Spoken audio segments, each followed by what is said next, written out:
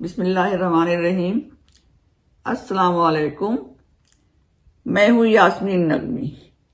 ہمیشہ کی طرح سول کے پروگرام کا آغاز 1:29 پر ہو رہا ہے۔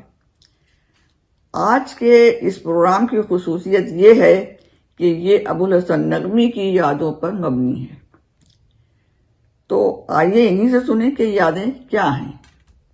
سول کے عزیز ساتھیوں، پھر وہی نومبر کا مہینہ آ گیا اور مجھے اداس کر گیا۔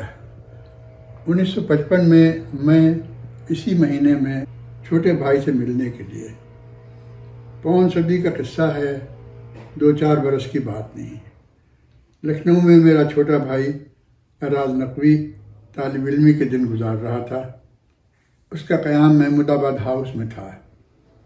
محمود آباد ہاؤس راجہ صاحب محمود آباد کی نہایت عالی شان محل سرا تھی، جس کی نچلی منزل میں لکھنؤ یونیورسٹی کے مستحق طلباء رہا کرتے تھے۔ میں چند روز اپنے بھائی کے پاس ٹھہرا تھا۔ خاصا وسیع و عریض کمرہ تھا، 2 بستر پہلے سے موجود تھے اور میرے لیے تیسرا بستر نہایت سہولت سے مہیا کر دیا گیا۔ اسی کمرے میں میرے بھائی اعراز کے جگری دوست ذکی شیرازی کا بھی قیام تھا۔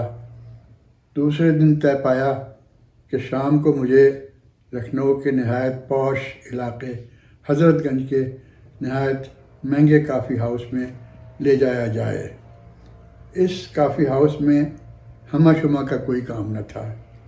ویسے قانوناً کوئی پابندی نہیں تھی، عملاً یہ کافی ہاؤس دانشوروں اور اہل علم کا ٹھکانہ تھا۔ شعراء، ادباء، دانشگاہوں کے پروفیسر حضرات شام کو آ کر یہاں بیٹھا کرتے تھے۔ میں ذکی شیرازی اور اعراز کے ہمراہ کافی ہاؤس میں داخل ہوا۔ ایک کونے والی میز ہم نے سنبھال لی۔ ابھی بیٹھے ہی تھے کہ مجاز صاحب کافی ہاؤس میں داخل ہوئے۔ ہم سب لوگ ان کے خیر مقدم کے لیے تعظیماً اٹھ کر کھڑے ہو گئے۔ ذکی نے آگے بڑھ کر میرا تعارف کرایا اور گزارش کی کہ وہ ہمارے ساتھ ہی تشریف فرمائیں۔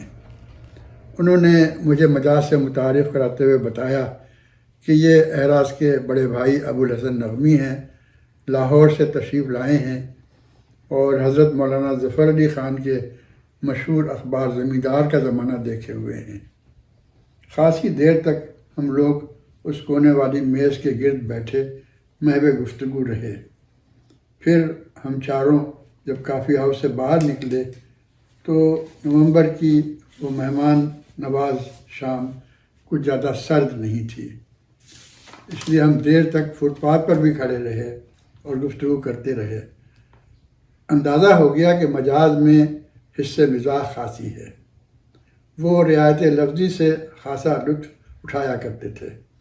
اخبار زمیندار کا ذکر آیا تو کہنے لگے، بھائی لاہور پہنچتے ہی 1 عدد زمیندار مجھے بھی ارسال فرمائیے گا۔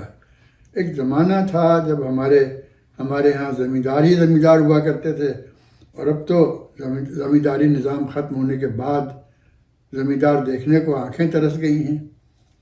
میں لکھنؤ سے اپنے گھر سیتاپور پہنچا، پھر وہاں سے لاہور واپس آیا۔ دسمبر کا مہینہ شروع ہوا۔ زمستانی ہواؤں میں شمشیر کی تیزی بتدریج بڑھ رہی تھی۔ وہ ہندوی مہینے اگن کا 10واں دن تھا۔ دسمبر سن 1955 کی 5ویں تاریخ تھی جب یہ خبر ایک سنسناتی ہوئی گولی کی طرح میرے دل اور دماغ میں اتر گئی، مجاز چل بسے۔ ارے ابھی تو ان کے ہاتھ ملانے کے خلوص کی گرمی میری ہتھیلی میں موجود ہے، ابھی سے چل بسے۔ مجھے یوں محسوس ہوا جیسے کسی نے یکسر سفید رنگ کے معصوم سے کبوتر کی گردن کو نہایت شفاقی سے مروڑ کر ہلاک کر دیا ہو۔ سنو سنو، اس کی آواز آ رہی ہے، زندگی ساز دے رہی ہے مجھے، ناز و انداز دے رہی ہے مجھے، اور بہت دور وادیوں سے کہیں موت آواز دے رہی ہے مجھے۔ سنو سنو، غور سے سنو، جو پینے والے نکلیں گے سب بھولے بھالے نکلیں گے، ذہن کرو تم صاف مجاز بے حد جالے نکلیں گے۔ خدا کی قسم وہ بھولا بھالا تھا، ناہموار اور سنگ دل معاشرے سے اتنا بھی نہ ہوا کہ وہ اسے اپنی تحویل میں لے لیتا۔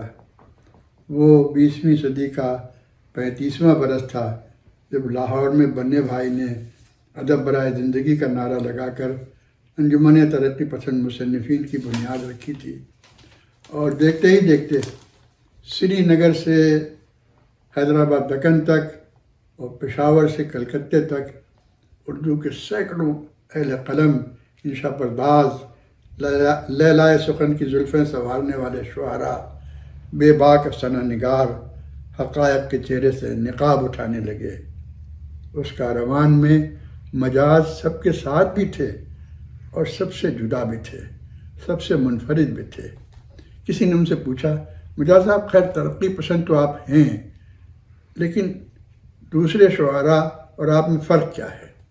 آپ کی انفرادیت کیا ہے؟ تو مجاز نے کہا، میں ڈکشن کا شاعر ہوں۔ مجاز نے ایک ایک لفظ میں سب کچھ تو کہہ دیا، ایک ہی لفظ ڈکشن، اور اس میں سب کچھ کہہ دیا۔ اس نے ترقی پسند مصنفین کے منشور سے ایک ذرے کے برابر انحراف نہیں کیا، لیکن اپنے اسلوب پر کبھی آنچ نہ آنے دی۔ مجاز تم ہمیشہ زندہ رہو گے۔ ایک طرف تو شعراء انقلاب کی آواز بلند کر رہے تھے، ایک طرف شعراء لوگوں کو جدوجہد کے لیے آمادہ کر رہے تھے، ایک طرف ہر طرح کی بیداری جنگ آزادی کی تحریک کے لیے چل رہی تھی۔ اس میں مجاز کی شاعری کو فروغ ہوتا ہے۔ مجاز ایسا نہیں ہے کہ مجاز کے یہاں بیداری ہے، یہ نہیں ہے کہ وہ ان ساری تبدیلیوں کو نظر انداز کر رہے ہیں یا ان کا کوئی اثر نہیں ہے، وہ ان تبدیلیوں کا حصہ ہیں۔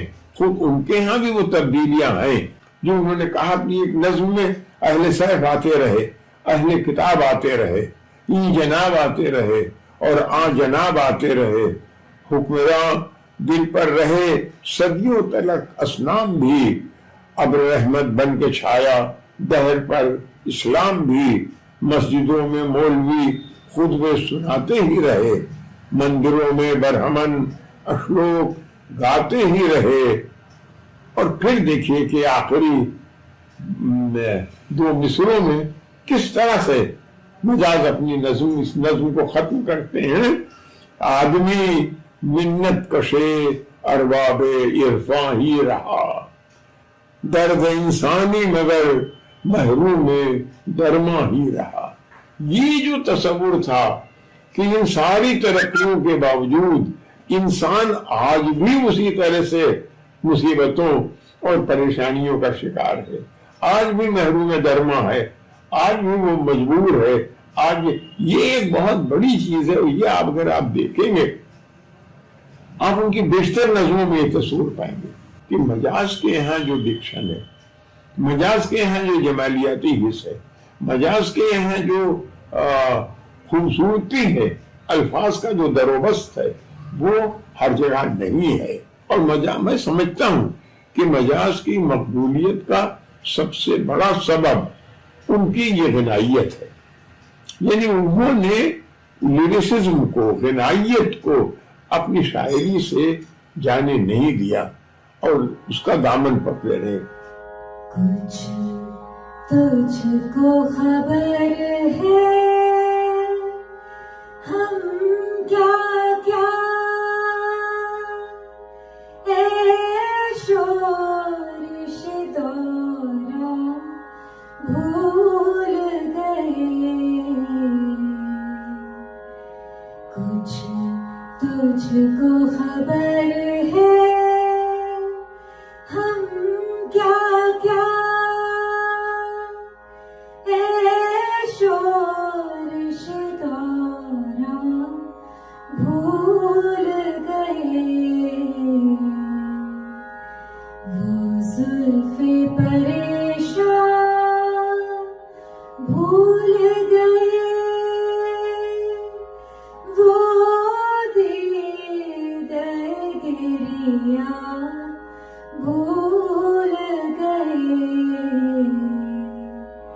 कुछ तुझको खबर है हम क्या क्या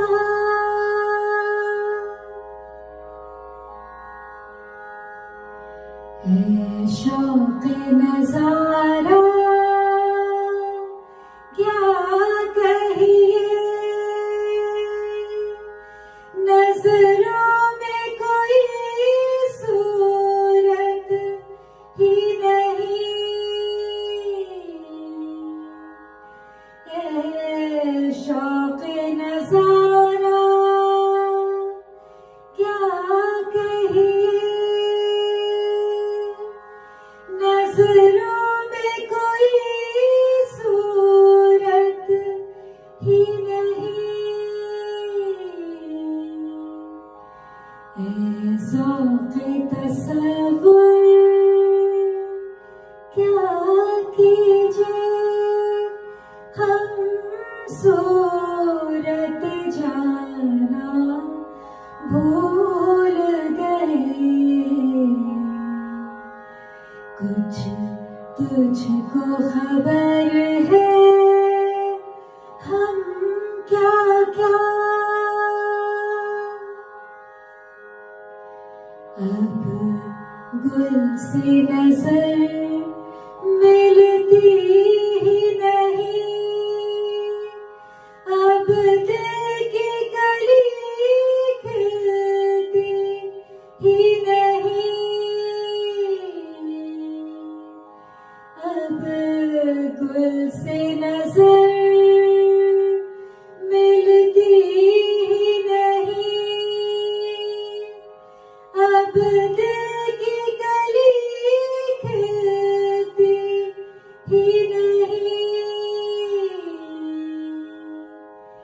ए फसले बहारा रुखसत हो हम लुत्फ बहारा भूल गए कुछ तुझको खबर है हम क्या क्या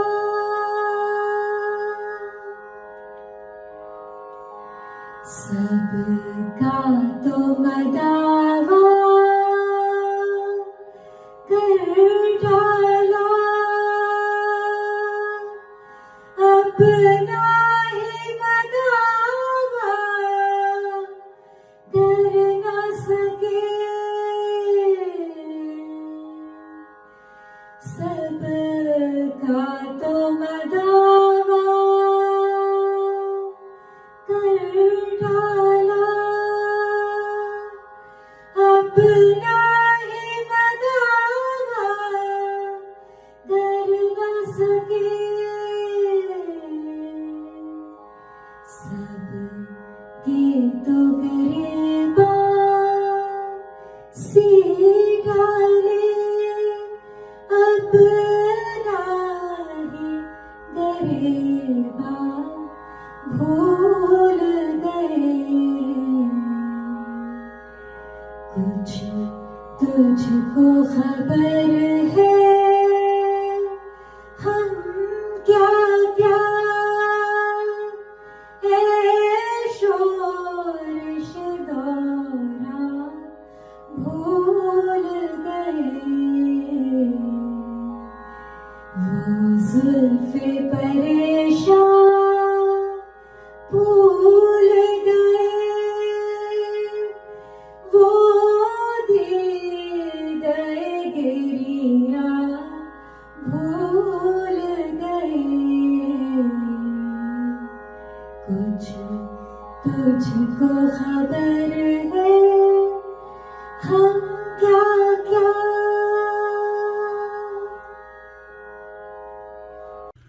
मजाज के सिलसिले में जब मुझे कब सोचता हूँ मजाज के बारे में तो ऐसा लगता है जैसे कि अंधेरी रात है, गुप अंधेरा है और उसमें यादों के जुगनू चमक रहे हैं। मजाज कई सिलसिलों में बहुत ज़्यादा याद आता है।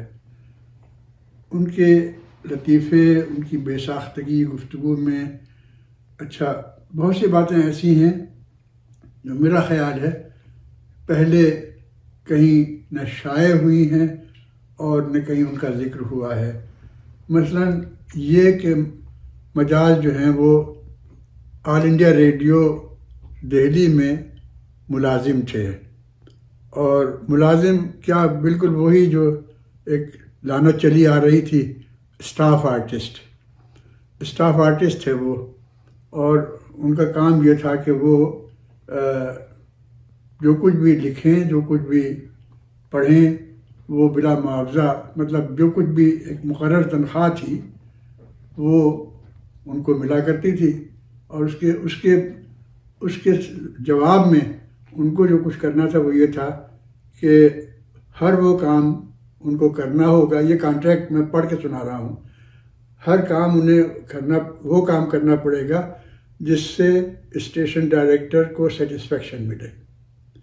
اچھا صاحب، تو دوسری عالمی جنگ جو ہے وہ اپنے زوروں پر تھی، اور فیض احمد فیض کو بلا لیا گیا کہ آپ اب سب کام چھوڑ کے ہمارے یہاں آ جائیے تو ہم آپ کو کرنل کا رینک دیں گے، اور آپ کا کام یہ ہوگا کہ آپ یہ جو جنگ ہو رہی ہے دوسری عالمی جنگ، اس میں آپ ایسی نظمیں لکھیں جن سے حکومت برطانیہ کی افواج میں کوئی جوش و خروش پیدا ہو، اور عوام میں جوش و خروش پیدا ہو، اور عوام جو ہیں وہ برطانیہ کے ساتھ ہو جائیں، اور ان کی ہمدردیاں جو ہیں وہ برطانیہ کے ساتھ ہوں.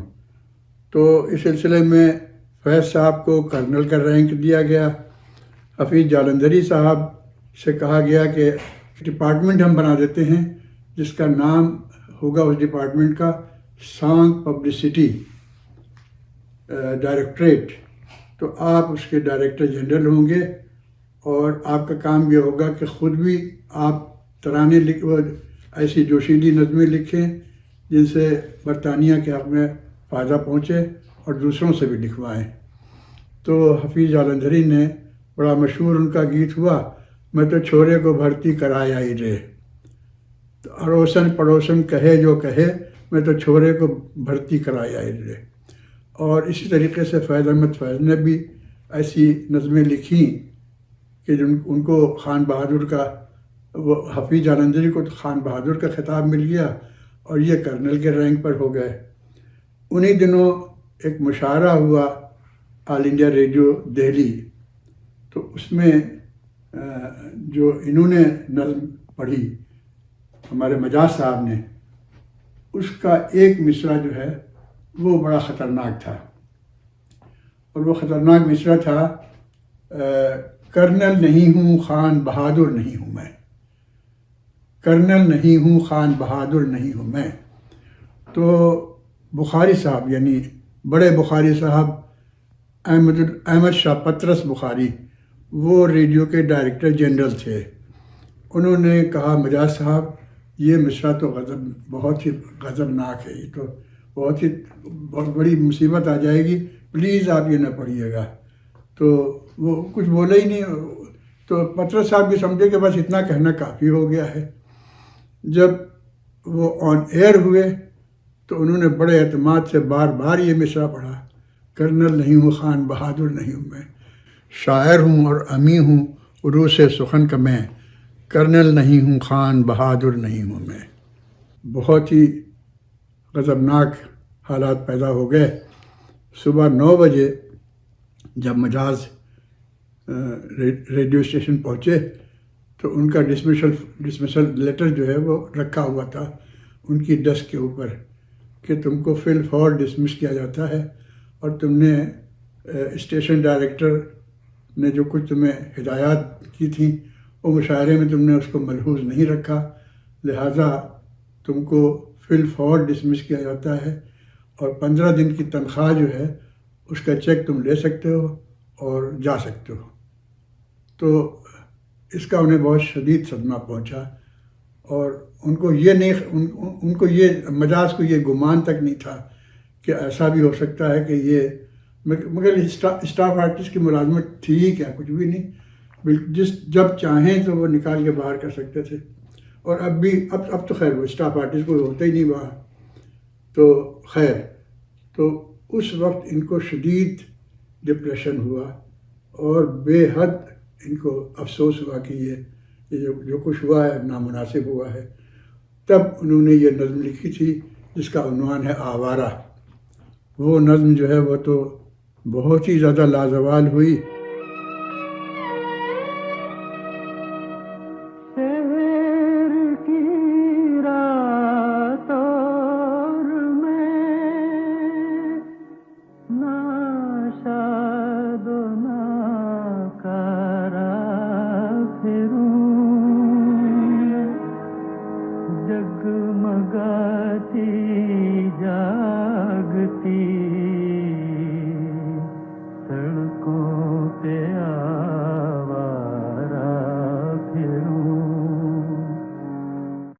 مجاز کا تعلق رضولی سے بھی تھا اور آپ کا بھی تعلق رضولی سے ہے، تو کچھ ایسی باتیں، ایسی تہذیبی باتیں کہ جنہوں نے مجاز کی ذہنی تربیت میں بہت زیادہ اثر کیا ہو، وہ کچھ بتانا چاہیں گے آپ؟ مجاز سے میری ملاقات تھی اور اس کا بنیادی سبب یہ تھا کہ بچپن سے جانتے تھے.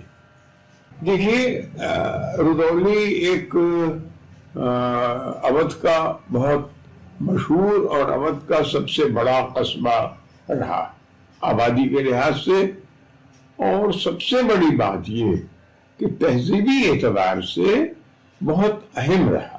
اور روسا اور عمرا اور تعلق داران کی آبادی تھی جن کا رہن سہن اسی جاگیردارانہ نظام کی صورت میں تھا، جن کے یہاں شام کو پورا دربار لگ جاتا تھا، جن کے یہاں دعوتوں کا سلسلہ تھا، جن کے یہاں موسیقی اور شعر و شاعری کا سلسلہ رہتا تھا. لہذا تہذیبی طور پر اور ادبی طور پر اگر ہم دیکھیں تو یہ ایک بہت ہی ڈیولپڈ قصبہ تھا اور بہت مشہور قصبہ تھا. یہاں کے نثر نگار چودھری محمد علی رضولوی، یہاں کے شعراء رزم رضولوی بہت مشہور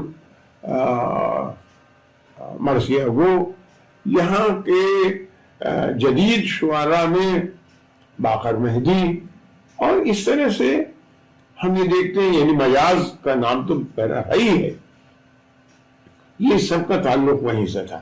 تو جو ایک تہذیبی جو روایت تھی وہاں کی، ادب، لحاظ، تمیز، گفتگو کا سلیقہ، آنے جانے کی تربیت، بیٹھنا اٹھنا، یہ ساری چیزیں جو تھیں یہ وہی تھیں جو کسی بھی ایسی جگہ جہاں سے دربار سے وابستہ لوگ رہتے تھے وہاں ہوا کرتی تھی.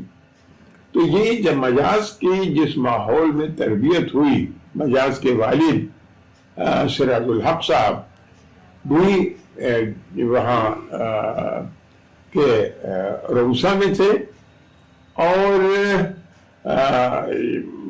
اس لیے مجاز کی تربیت وہاں جو ہوئی وہ اسی ماحول میں جسے ہم کہیں ایک کلاسیکی ادبی ماحول جو تھا اس میں مجاز کی تربیت ہوئی.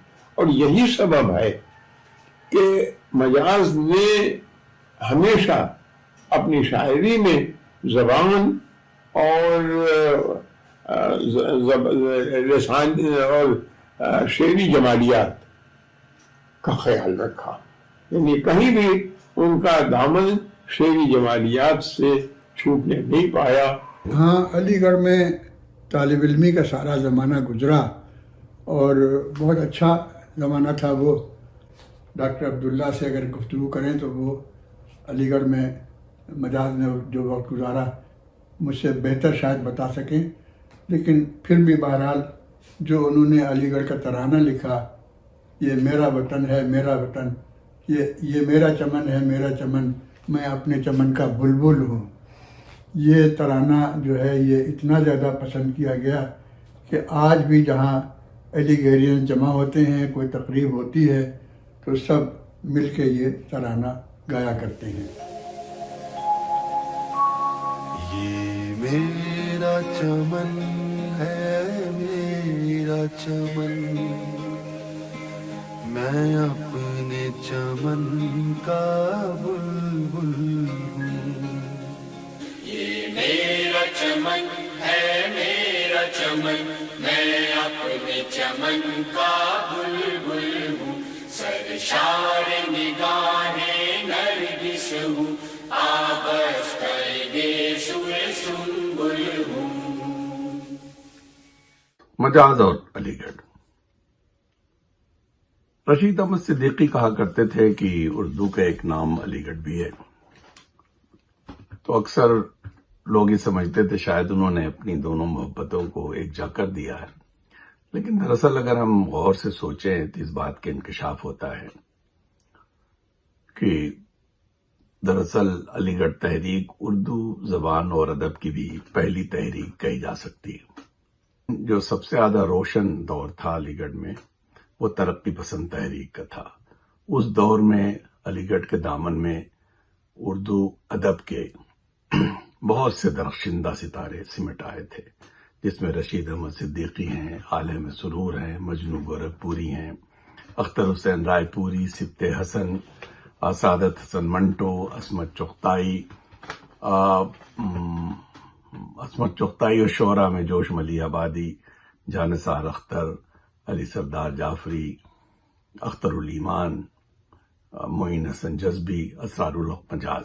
लेकिन इस लंबी कहकशा के अंदर जो सबसे ज्यादा रोशन सितारा था वो थे असरारुल हक मजाज, जिन्हें अलीगढ़ की अदबी और रोमानी दुनिया में उनको जो मोहब्बतें मिली, जो उनको जितनी गुर्बत मिली लोगों से, जितनी मोहब्बतें मिली, वो शायद किसी और को नसीब नहीं हुई।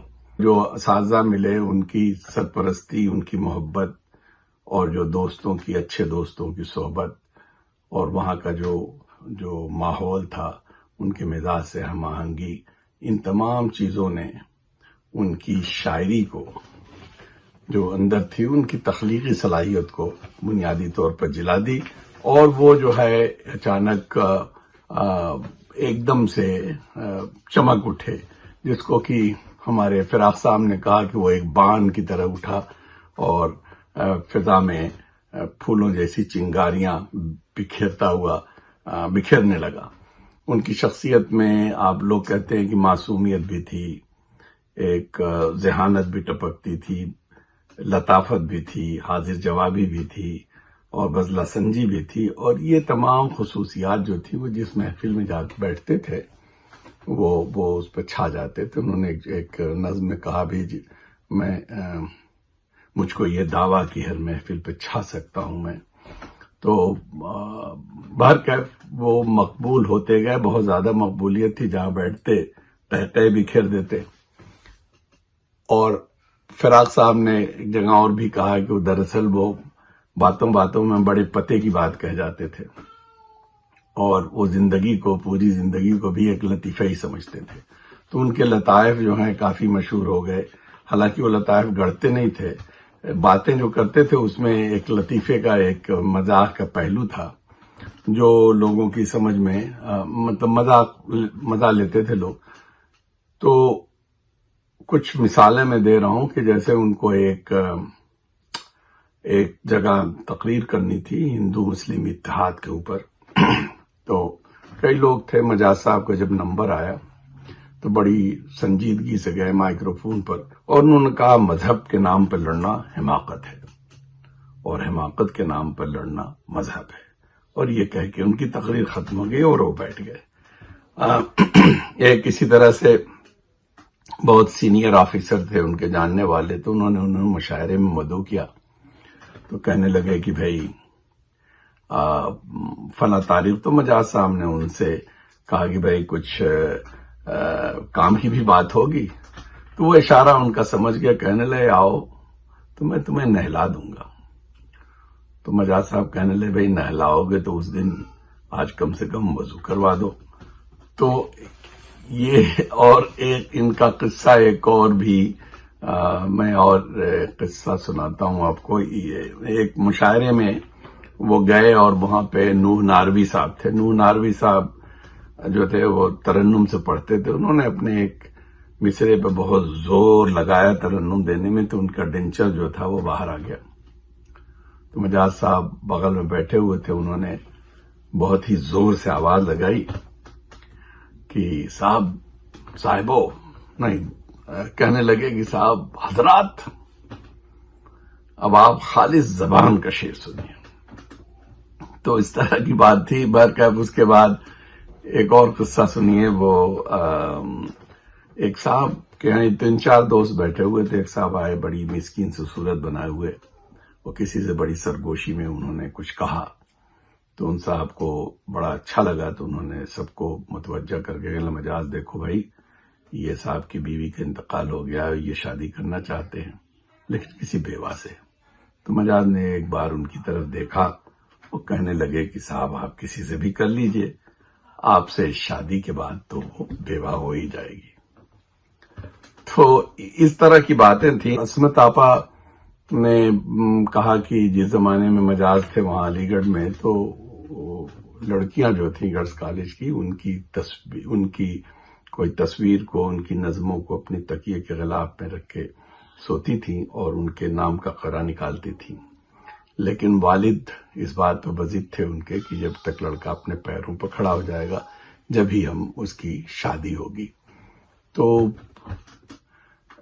مجاز صاحب شاید BA فائنل ہی میں تھے کہ ان کو آل انڈیا ریڈیو دہلی میں ان کو جاب مل گئی, تو وہ دہلی چلے گئے.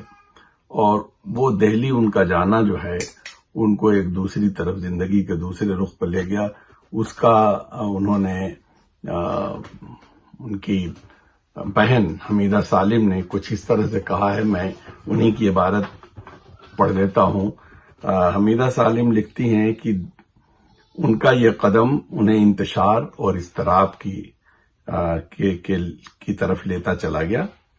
دہلی میں انہوں نے محبت ایسی گہری اور ایسی پائیدار کی کہ آخر لمحے تک اس کے ساتھ رہی.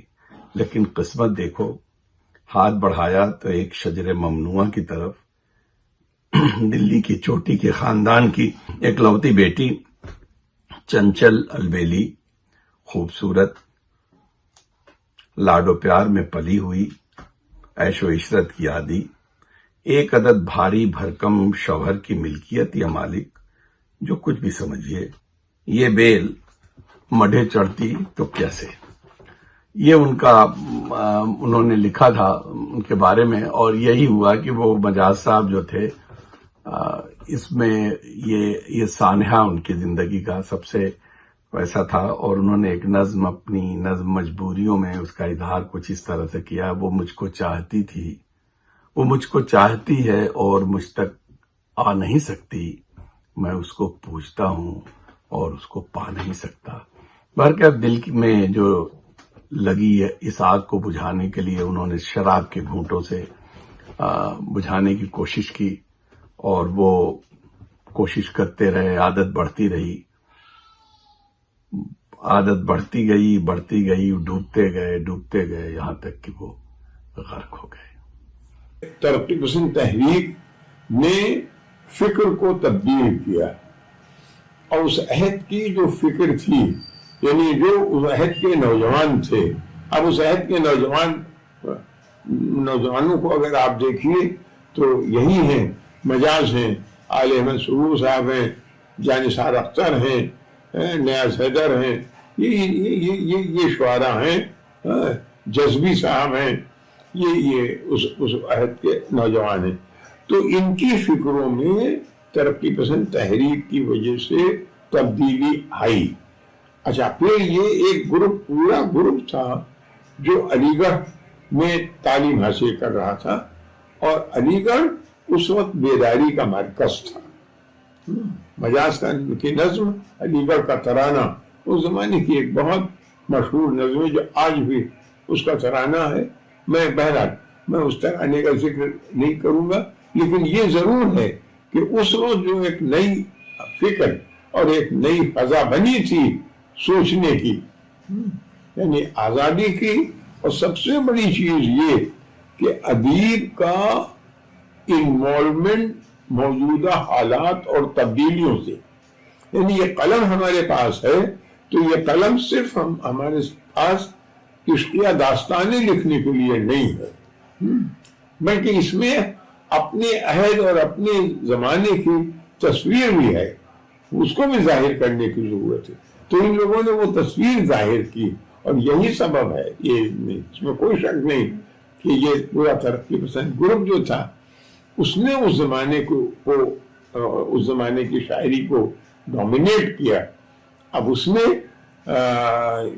یہ سارے لوگ تھے اور یہ سب ترقی پسند تحریک سے متاثر تھے۔ مجاز صاحب بہت ہی کلیئر ہیڈڈ ہیں، بہت ہی صاف اور روشن ذہن ہے ان کا، جہاں تک کہ شعر کہنے کا معاملہ تھا، جہاں تک کہ افکار و خیالات کا معاملہ تھا، مجاز صاحب بہت ہی روشن دماغ کے تھے، بہت ہی کلیئر ہیڈڈ تھے، اور ان کے یہاں کسی قسم کا کوئی، جس کو کیا کہتے ہیں نا کہ ابہام، یعنی ایسا ہمارے اردو شعراء میں ایک باقاعدہ ایک سلسلہ لوگوں کا پیدا ہوا جو ابہام کو بہت زیادہ ترجیح دینے لگے کہ شاعری میں ابہام ہونا چاہیے، حالانکہ ابہام تو کوئی پسندیدہ چیز ہو ہی نہیں سکتی۔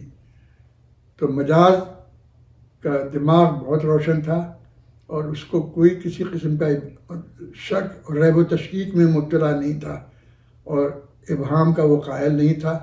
اس نے جو کچھ کہا بالکل صاف کہا، اور اس کا پیغام جو ہے وہ ہمیشہ زندہ رہے گا۔ جوش صاحب مجاز سے بڑی محبت کرتے تھے اور بہت ان سے خوش تھے، لیکن جب وہ ان کا کہنا نہیں مانتا تھا، جب وہ کہتے تھے کہ دیکھ بہت ہی تکلف کے ساتھ اگر بتیاں جلا کے شام کو گھڑی رکھ کے تھوڑی سی پیا کر کہ ایک سرخوشی سی، ایک سرشاری سی پیدا ہو جائے، بس کام بن گیا تیرا، تو گھڑی دے کے رکھ۔ تو وہ کہتے تھے نہیں، میں گھڑا رکھ کے پینا چاہتا ہوں۔ تو اس طرح ان باتوں سے وہ بہت زیادہ پریشان تھے۔ میرے چھوٹے بھائی اراز نقوی ان دنوں لکھنؤ میں تھے، اور وہ سید احتشام حسین پروفیسر لکھنؤ یونیورسٹی کے ان کے خاص الخاص شاگرد تھے، اور انہی دنوں طے پایا تھا کہ ایک بہت بڑا کنونشن ہوگا لکھنؤ میں ترقی پسند شعراء کا، اور اس میں تمام لوگ جمع ہوں گے۔ تو اس جلسے میں بہت دور دور سے لوگ لکھنؤ پہنچے تھے، اس میں چغتائی بھی آئی ہوئی تھیں، اور بمبئی کے وہ شاعر جو فلموں کے لیے لکھ رہے تھے وہ بھی وہاں پہنچے ہوئے تھے۔ بڑی چہل پہل تھی، بڑی رونق تھی۔ تو اس میں اچھے میں اول تا آخر وہاں رہے تھے میرے چھوٹے بھائی۔ تو یہ پتہ چلا دوسرے روز کہ مجاز صاحب کا انتقال ہو گیا۔ اب اس میں کئی طرح کی باتیں مشہور ہو گئیں کہ وہ سردی کی شدت سے مر گئے، ان کی لاش اکڑی ہوئی کہیں کسی ایسی جگہ پر پائی گئی جو بالکل ویران سی جگہ تھی، اور کوئی یہ کہتا ہے کہ وہاں لکھنؤ میں جو ہاسپٹل تھا جس کا نام ہے بلرام پور ہاسپٹل، بلرام پور ہاسپٹل میں ان کا انتقال ہوا تھا، اور لاش بالکل ٹھیک ٹھاک حالت میں ملی تھی۔ تو ایک ورژن یہ بھی ہے، لیکن جو بات مجھے بہت یاد آیا کرتی ہے وہ یہ ہے کہ ایک تعزیتی اجلاس ہوا تھا، مجاز صاحب ابھی دفن بھی نہیں ہوئے تھے، تو وہ اجلاس ہوا تھا، وہ سید احتشام حسین صاحب کا انہوں نے اس میں جو تقریر کی تھی، تو اچھے میں مجھے بتایا کرتے تھے کہ وہ ایسا لگتا تھا کہ باقاعدہ جیسے کہ مجلس عطا پڑھی جا رہی ہے، اور خود احتشام صاحب رو رہے تھے، سب کے سب رو رہے تھے کہ اتنا بڑا شاعر اچانک اس طریقے سے اٹھ گیا۔ اس نے کوئی خاص عمر بھی نہیں پائی تھی، لیکن اس چھوٹی سی عمر کے یعنی مختصر سی عمر کے عرصے میں وہ ہمیں بہت عظیم شاعری देखिए दुनिया से रुखसत हुआ है। दीवाना मर गया, आज बेचैन है क्यों गंज की शामों का तिलिस्म, हर तरफ जैसे अंधेरा है, ये किस्सा क्या है?